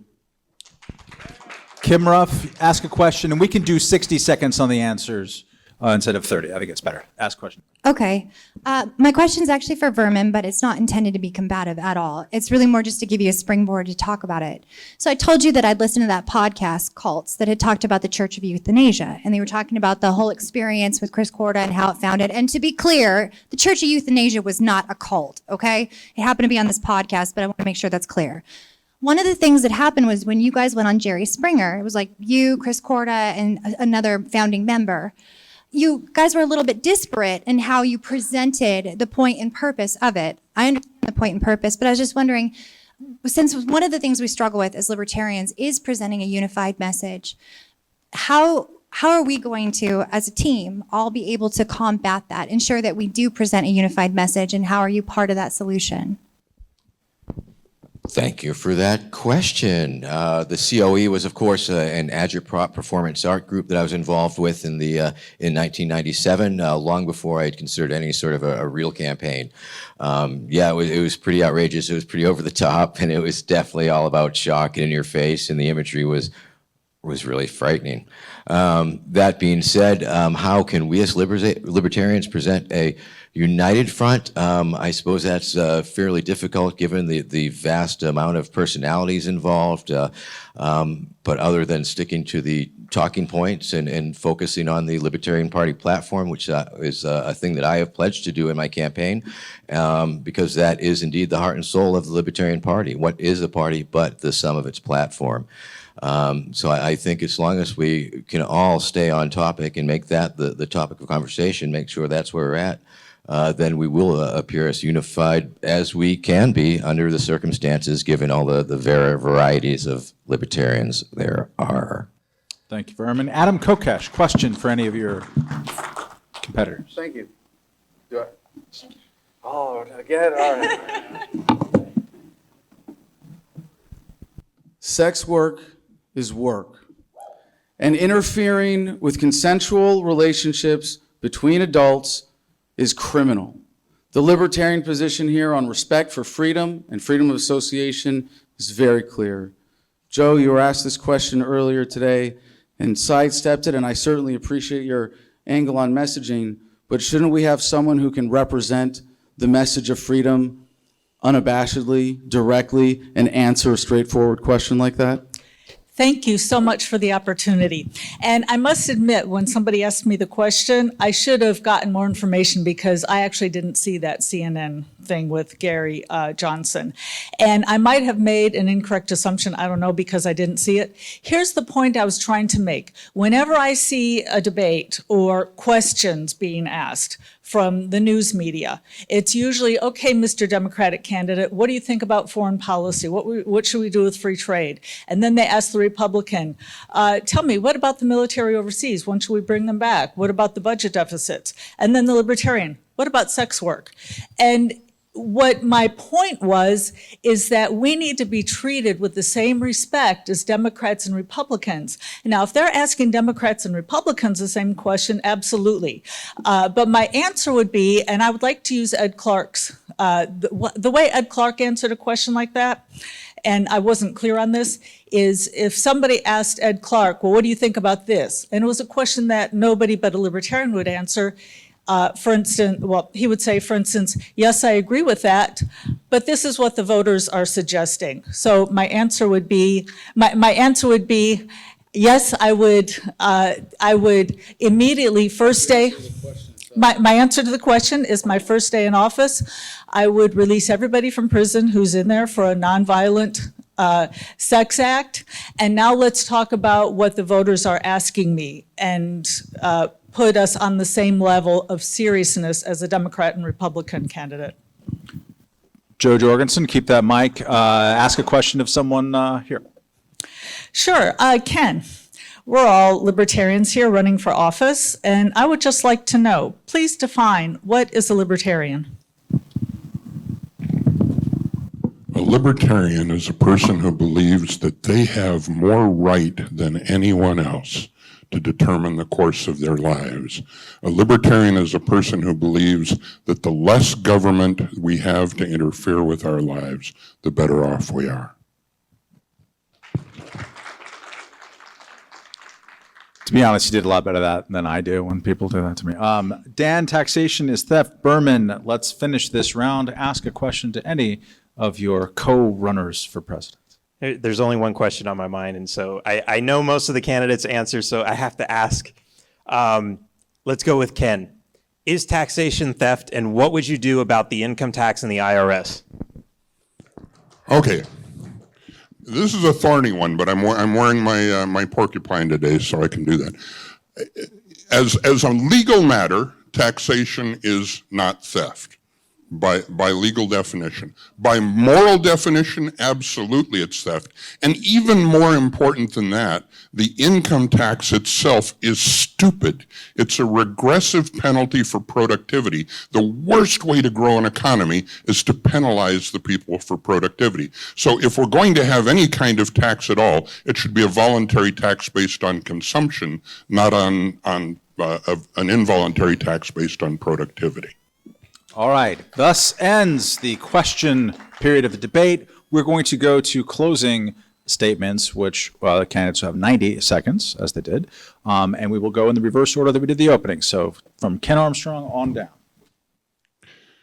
It has been my pleasure for the last 6 months, and I will say that a lot of times pleasure comes with quite a bit of pain, but it has been my pleasure for the last 6 months to travel 40 states so far around the country and to get to know American people in a way that I never had before. And really, I mean, met with David Thoreau at the Independent Institute in California, had dinner with Larry Sharpe in New York, and those were wonderful experiences. But even more important than that were the ordinary everyday Americans, the homeless people, the waitresses, the hotel staff, the people that we met on the street, and just finding out how honestly, you know, we say something all of the time, but Dawn and I have been discovering that this is absolutely true. If people know what we're about, they discover that they've always been libertarians. It took me until almost 25 years ago to discover that I was a libertarian.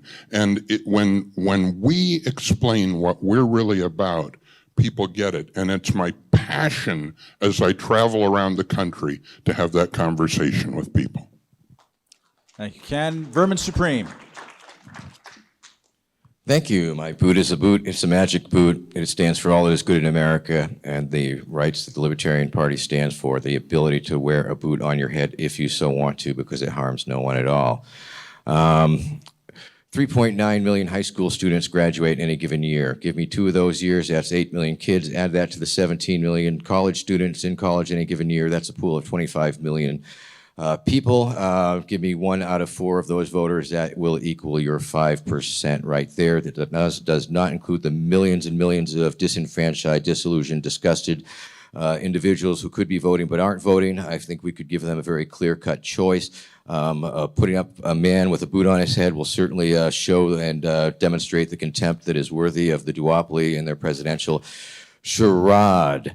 The opportunities are limitless. This May in Austin, the Libertarian Party will be giving a very, very clear choice.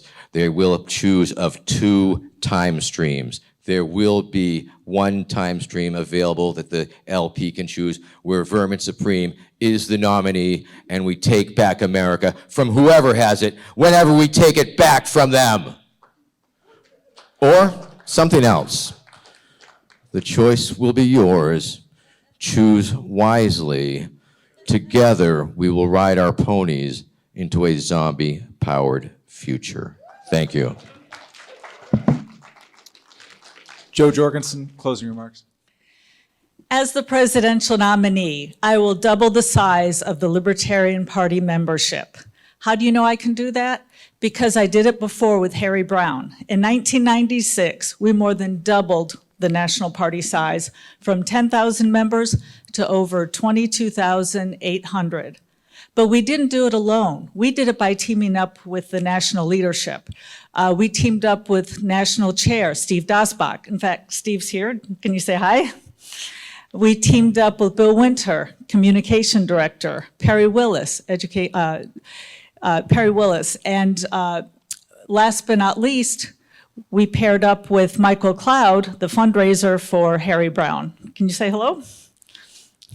So as the presidential nominee, what I would do is I would work with the Libertarian Party closely to make sure that everybody we came in contact would be sent to the National Libertarian Party and double the size of the Libertarian Party.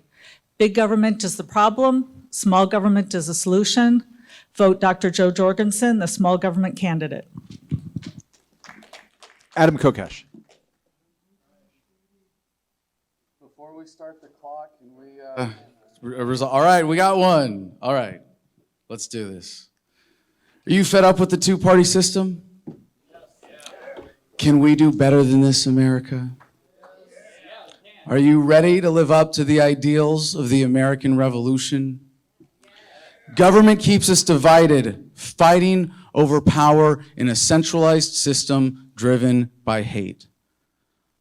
I'm fed up with Cadet Bone Spurs, our narcissist in chief. But the culture of hate politics goes well beyond Orange Julius. Yes, Trump, you are driven by so much statist hatred, and this is the Lovolution. Just as light drives out dark and love drives out hate, you will lose and love will win. America, we are too good for this government. We don't have to be forced into one system to be united in American values. Localization is the cure for polarization. With voluntary community-level government, you can live in harmony with systems that represent your values and meet your needs. With localization, we unite every single American around that which makes us America. A revolution with every generation, to get better microphones. Yes, all right. I'll be done in a few seconds. All right.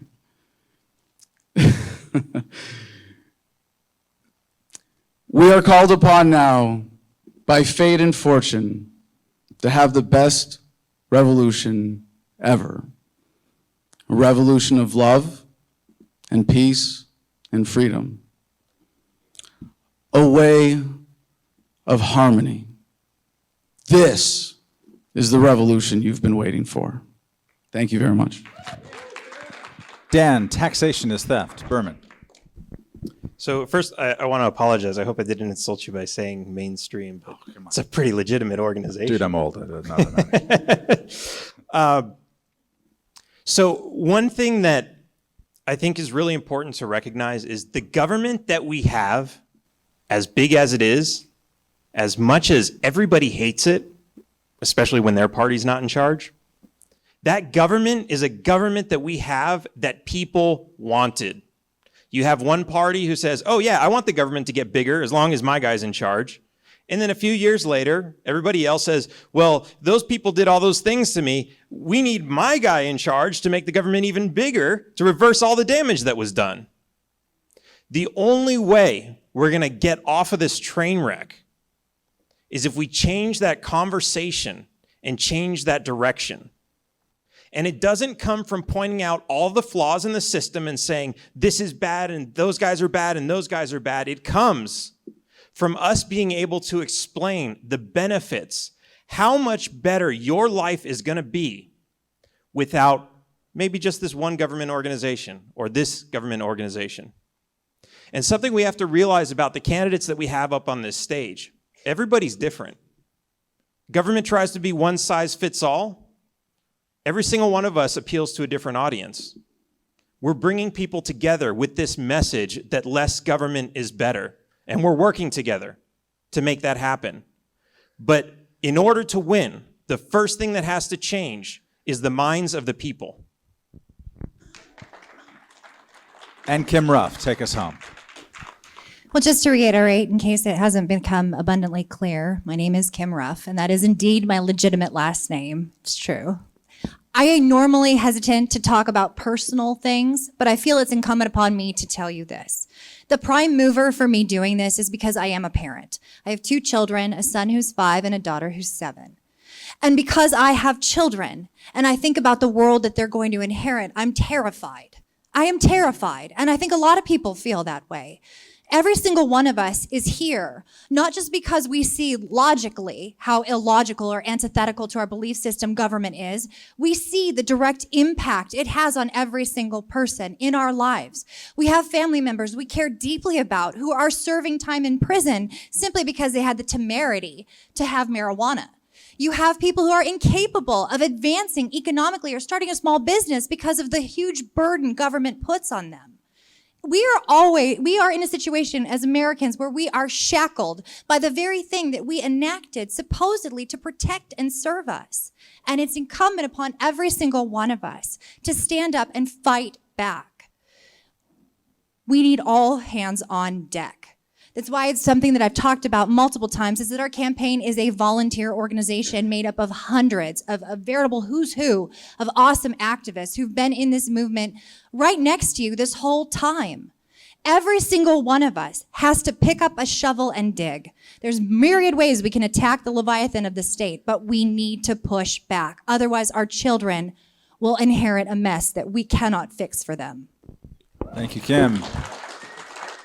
Let's give a round of applause to all 6 candidates here tonight. Thank you to the South Carolina Libertarian Party for inviting everyone here, including myself and the National. There you go. Hi, my name's John, and I did the post-production on this debate. I want to thank a number of people that made this debate possible. The first would be Stuart Flood, the former chairman of the Libertarian Party of South Carolina, for having the vision and the audacity to try to put this together. Thank you for all of your hard work and putting together such a great event. I would like to thank the Executive Committee of the Libertarian Party of South Carolina for trusting me to try to turn this debate footage into something special, because you guys did something great down there. I would also like to thank Sarah Shoemaker for providing some of the photos that were used in the opening graphics. Please check her out at LE Imagery. I'd also like to thank the Mad Statist for designing our logo. This was just the first in a series of presidential debates that 3L Productions will be assisting with, leading up to the National Convention in Austin, Texas. The next major debate that we will be assisting with is January 18th, with the debate hosted by the Libertarian Party of Georgia. Well, we don't have $25 million to spend like the DNC did producing one debate. We do have you guys, and we can start to do something special and build something together. You can check out 3lproductions.net to find out different ways to support us. And also, you can do things that won't even cost you a cent. If you subscribe to our YouTube channel, with every Gmail account you have, once we reach 1,000 subscribers, we'll be able to unlock new features. You can also go like our Facebook page as well. That also helps with engagement and getting these debates out there. And something as simple as liking, commenting, and sharing the videos around really helps boost up their performance in the search algorithm. We're trying to build out more of the support network that our candidates need so our message can reach more people.